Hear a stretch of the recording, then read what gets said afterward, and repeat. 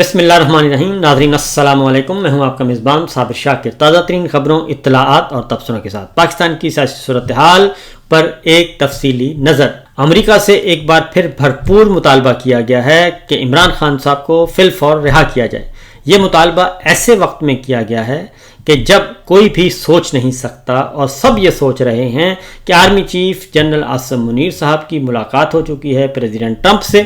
اور معاملہ ہو گیا ہے ختم. پاکستان میں ہر کوئی یہ سمجھتا ہے کہ اب عمران خان صاحب مائنس ہو چکے ہیں اور خاص طور پہ ان کے بڑے بڑے مخالفین. لیکن حقیقت کیا ہے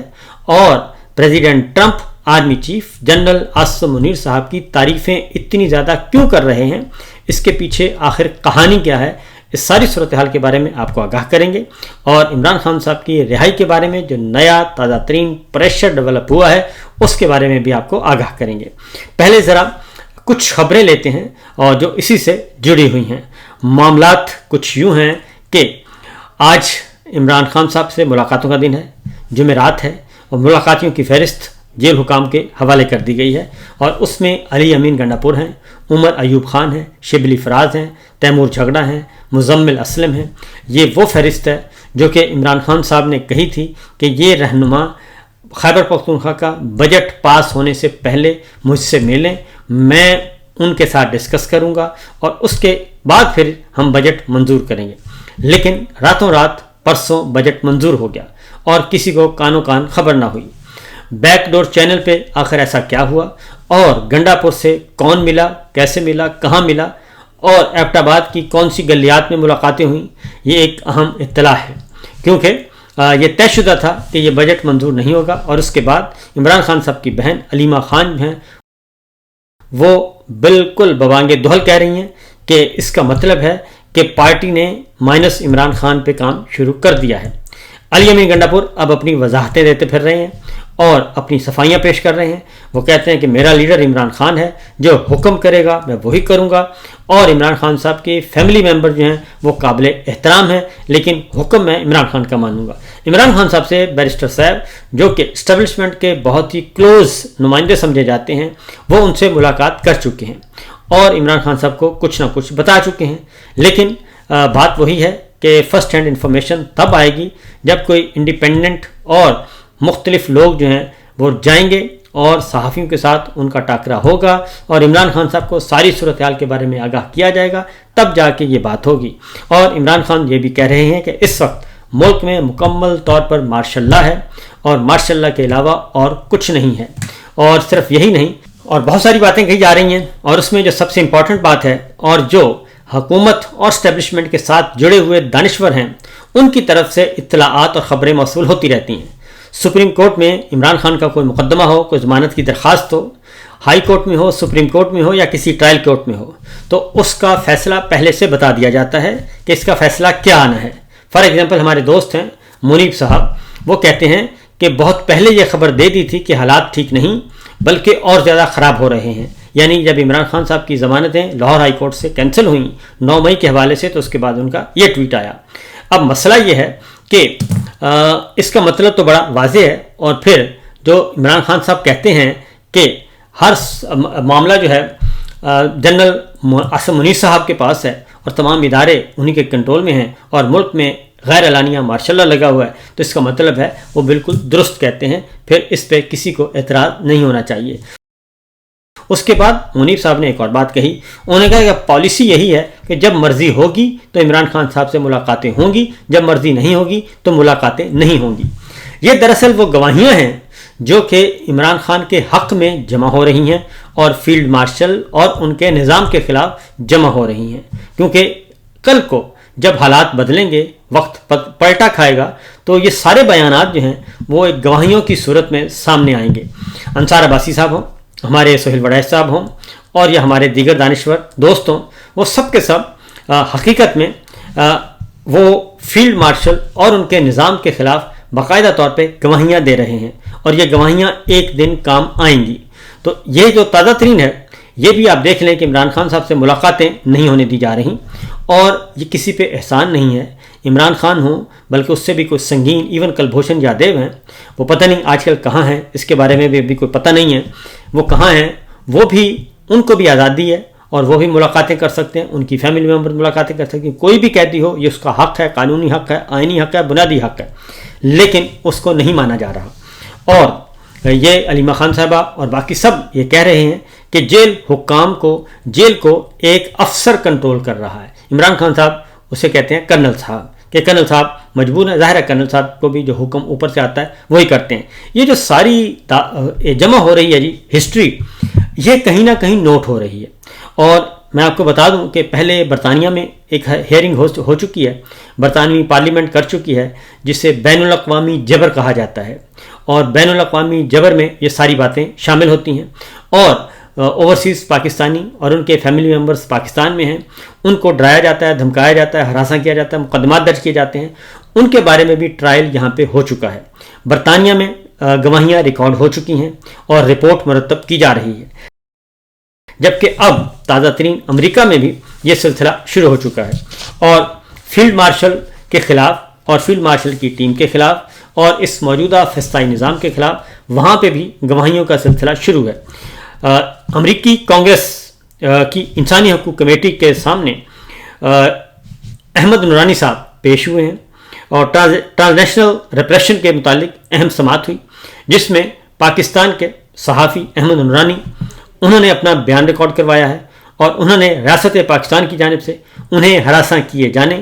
اور اقدامات کے متعلق کمیٹی کو آگاہ کیا، اور اس کمیٹی کے ابھی مزید اجلاس بھی ہوں گے، اور انہوں نے اپنا سخت ترین سٹیٹمنٹ ریکارڈ کروایا ہے، اور انہوں نے بتایا کہ ان سمیت کئی صحافیوں کے اکاؤنٹس بند کر دیے گئے ہیں، ان کو جبر کا نشانہ بنایا جا رہا ہے، ہراساں کیا جا رہا ہے، ان کی فیملی ممبرز کو ہراساں کیا جا رہا ہے، ان کی والدہ کا اکاؤنٹ بند کر دیا گیا جو کہ پینشن اکاؤنٹ تھا، اور اسی طریقے سے ان کے عزیزوں کو اٹھا لیا گیا۔ اور انہوں نے کہا کہ یہ صرف میرے ساتھ نہیں ہوا، بلکہ بہت سارے وہاں پہ صحافیوں کے ساتھ ایسا ہو چکا ہے، اور انسانی حقوق پامال ہو رہے ہیں، اور انہوں نے اس کا ذمہ دار فیلڈ مارشل کو قرار دیا۔ تو یہ اس کمیٹی کے مزید اجلاس بھی ابھی ہونے ہیں، جس میں امریکہ میں مقیم پاکستانی سمیت دوسرے ممالک کے شہری بھی اپنی ریاستوں کی جانب سے ہراساں کیے جانے اور دھمکائے جانے کے واقعات کمیٹی کے روبرو پیش کریں گے، جس کے بعد یہ کمیٹی حکومتی اداروں کو ریاستی سطح پر ان شکایات کی تحقیقات کرنے کے احکامات بھی جاری کر سکتی ہے، اور ان تحقیقات کی روشنی میں وزارت خارجہ کے ذریعے ایکشن بھی لیا جا سکتا ہے، اور یہ بات بھی پابندیوں تک نہیں پہنچ پابندیوں تک بھی پہنچ سکتی ہے۔ اس سماعت کے بعد پاکستان پھر سے ٹرانزیشنل ریپریشن کی تحقیقات کے رڈار پہ آیا ہوا ہے۔ واضح رہے کہ اس سے قبل برطانوی پارلیمنٹ کی انسانی حقوق کمیٹی بھی پاکستانی شہریوں کی ٹرانزیشنل ریپریشن کی شکایات کے پیش نظر ایسی تحقیقات کر رہی ہے۔ اس کے بعد ایک اور ڈیولپمنٹ ہوئی، کیونکہ یہ ایک طرف یہ ہو رہا ہے، دوسری جانب آپ کو معلوم ہے کہ field marshal general Asim Munir صاحب کے خلاف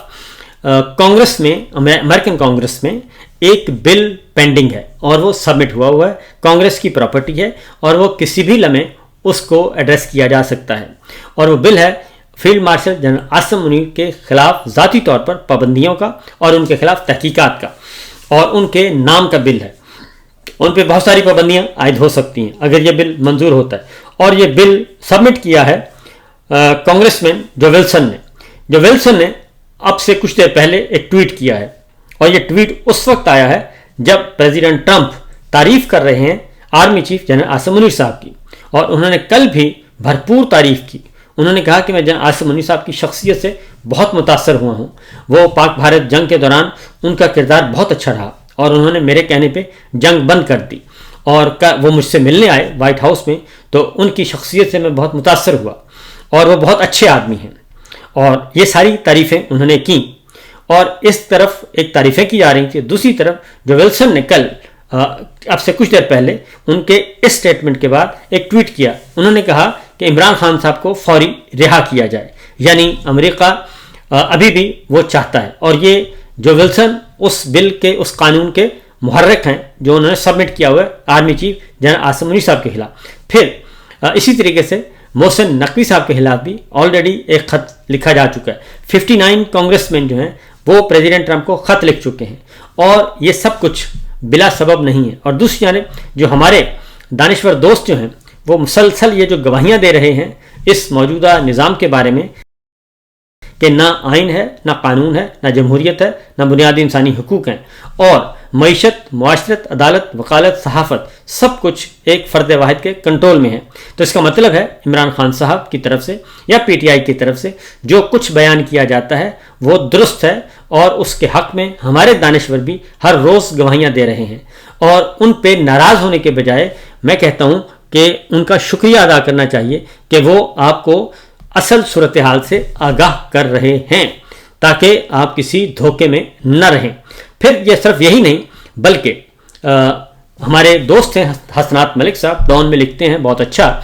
اور وہ کہتے ہیں کہ حکومت بڑی ناراض ہے کہ مخصوص نشستیں، نظر ثانی کیس 2 منٹ کا کیس ہے، اتنا لمبا کیس کیسے ہو گیا؟ ایسے لگ رہا ہے کہ ججز کی اکثریت مند و خیل فارمولے کے ساتھ متفق ہے، لیکن justice Musarrat Hilali P T I social media سے نالا ہیں، اور یہ چیز پی ٹی آئی کے لیے مسئلہ بنے گی۔ بہت سے وکیل کہتے ہیں کہ جب سوشل میڈیا پر کسی جج کی ٹرولنگ ہو تو وہ پرسنل ہو جاتے ہیں، یعنی یہ ایک اس طریقے سے یہ معاملات جو ہیں وہ چلائے جا رہے ہیں اور اس طریقے سے دیکھے جا رہے ہیں۔ تو اس کا مطلب بڑا واضح ہے کہ چیف جسٹس سپریم کورٹ ہو، سپریم کورٹ کا آئینی بینچ ہو، ہائی کورٹ اسلام آباد ہو، ہائی کورٹ لاہور ہو، یا پھر ٹرائل کورٹس ہوں، وہ سب کو سب ان کو کنٹرول کر رہے ہیں جناب فرد واحد، اور اس کے حق میں گواہیاں آ رہی ہیں۔ تو یہ کہا جا رہا ہے کہ جب تک عمران خان صاحب فرد واحد کی خوشنودی حاصل نہیں کریں گے اور فرد واحد کی تابعداری نہیں کریں گے اور فرد واحد ان کو معاف نہیں کرے گا، اس وقت تک عمران خان، بشرا بی بی اور سیاسی قیدی جیلوں میں ہی رہیں گے اور انہیں جیلوں میں کوئی اتھارٹی نہیں نکال سکتی۔ تو جب یہ ساری چیزیں ہیں تو پھر ذرا سوچئے گا کہ ایک طرف یہ سارے کا سارا ملبہ جو ہے وہ بالآخر ملبہ ان کے گلے کا توق بن جائے گا۔ اور اب آتے ہیں پریزیڈنٹ ٹرمپ کی تعریفوں کی طرف۔ تو پریزیڈنٹ ٹرمپ جو ہیں وہ جو تعریفیں کر رہے ہیں وہ بے سبب نہیں ہیں، ان کی تعریفوں سے بچنا چاہیے، خوش نہیں ہونا چاہیے، کیونکہ وہ تعریف کریں گے، ایک تعریف کریں گے تو اس کے بدلے میں آپ سے 50 کام نکلوائیں گے اور 50 ڈو مور کے مطالبے کریں گے، اور آپ کو ہر صورت میں وہ مطالبات پورے کرنے پڑیں گے، کیونکہ وہ آپ کی بھی تعریف کر رہے ہیں، وہ نریندر مودی کی بھی تعریف کر رہے ہیں، وہ نیتن یاہو کی بھی تعریف کر رہے ہیں، وہ ایران کی بھی تعریف کر رہے ہیں، وہ سب کی تعریف کر رہے ہیں۔ باقی تو کریں سو کریں، لیکن نیتن یاہو کی تعریف، آپ کی تعریف اور نریندر مودی کی تعریف یہ کچھ جچتا نہیں، کیونکہ ایک ہی صف میں جب سب کے سب نظر آنے لگیں تو پھر اس تعریف کو خوش ہونے کے بجائے، اس تعریف کو بیانیہ بنانے کے بجائے اس سے ڈرنا چاہیے اور اس سے دور رہنا چاہیے۔ فی الوقت اتنا ہی، اجازت دیجیے، اللہ حافظ۔